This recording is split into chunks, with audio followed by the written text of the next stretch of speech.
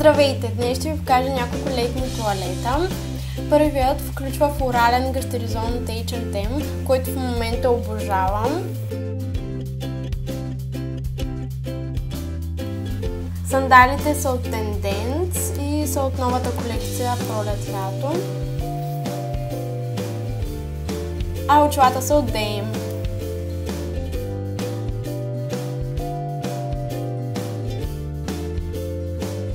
Следващият тоалет е отново много цветен и включва кроп топ на цветчета и червени къси панталонки от италианската марка OVS.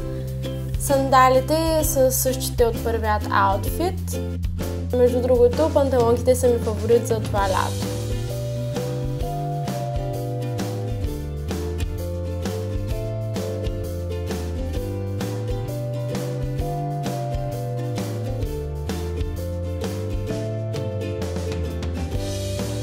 Третият тоалет е много свеж, тъй като е в светли тонове. Белият ми топ е на марката Pimki, розовите къси гащи са от H&M, като съм си взела с номер по-голям, нарочно, за да стоят широко и отпуснато.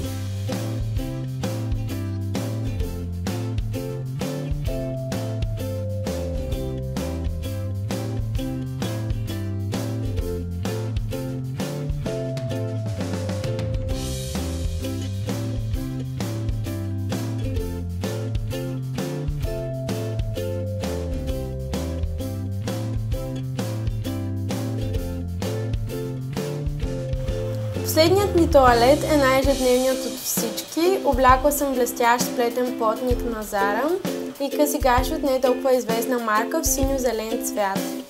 Благодаря ви, че гледахте това видео. Оставете коментар долу какви клипове бихте желали да правя в бъдеще.